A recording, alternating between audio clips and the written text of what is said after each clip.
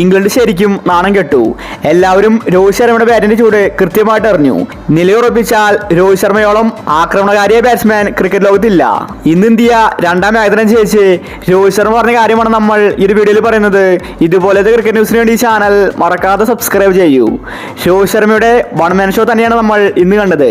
പക്ഷേ കോഹ്ലി പെട്ടെന്ന് ഔട്ടായി. കോഹ്ലി ഫോമിലേക്ക് തിരിച്ചു വരണം, ഇല്ലെങ്കിൽ അത് ഇന്ത്യക്ക് കൂടുതൽ പണിയാകും. ഇന്ന് രോഹിത് ശർമ്മ കളി ജയിച്ച് പറഞ്ഞത് ഇങ്ങനെയായിരുന്നു: എനിക്ക് ഒരുപാട് സന്തോഷമുണ്ട്. ഒരുപാട് വിമർശനം എനിക്കെതിരെ വന്നിട്ടുണ്ടായിരുന്നു. എൻ്റെ ഇന്നത്തെ സെഞ്ചുറി അവർക്കുള്ള മറുപടിയാണ്. എൻ്റെ ഫോമിന് ഒന്നും തന്നെ സംഭവിച്ചിട്ടില്ല. എനിക്ക് പഴയതിനേക്കാൾ മികച്ച രീതിയിൽ കളിക്കാൻ സാധിക്കുന്നുണ്ട്. ഒരു ക്യാപ്റ്റൻ മികച്ച രീതിയിൽ കളിച്ചാൽ മാത്രമേ ടീമിന് ആത്മവിശ്വാസം കിട്ടുകയുള്ളൂ. അതുകൊണ്ട് ഞാൻ ഇന്ന് എൻ്റെ ക്യാപ്റ്റൻ്റെ കടമ കൃത്യമായിട്ട് നിർവഹിച്ചു. എനിക്ക് സപ്പോർട്ടായിട്ട് ഗില്ലും ഇന്ന് നന്നായിട്ട് കളിച്ചിട്ടുണ്ട്. പക്ഷേ കോഹ്ലി പെട്ടെന്ന് ഔട്ടായതാണ് ഞങ്ങൾക്ക് തിരിച്ചടിയായിരിക്കുന്നത്. മിഡിൽ ഓർഡർ കോഹ്ലിയുടെ കയ്യിൽ ഭദ്രമാകേണ്ടതാണ്.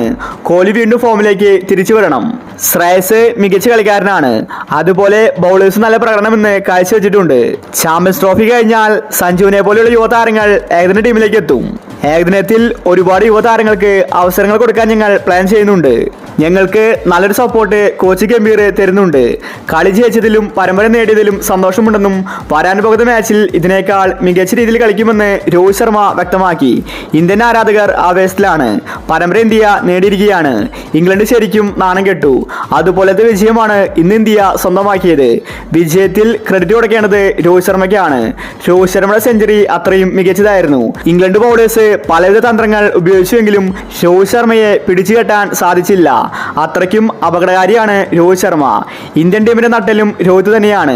വരാൻ പോകുന്ന ചാമ്പ്യൻസ് ട്രോഫിയിൽ ഇപ്പോൾ ഇന്ത്യക്ക് ആത്മവിശ്വാസമുണ്ട്. അതുപോലത്തെ പ്രകടനമാണ് ഇന്ത്യൻ താരങ്ങൾ കാഴ്ചവെക്കുന്നത്. അപ്പോൾ ഇതുപോലത്തെ ക്രിക്കറ്റ് ന്യൂസിന് വേണ്ടി ഈ ചാനൽ മറക്കാതെ സബ്സ്ക്രൈബ് ചെയ്യൂ.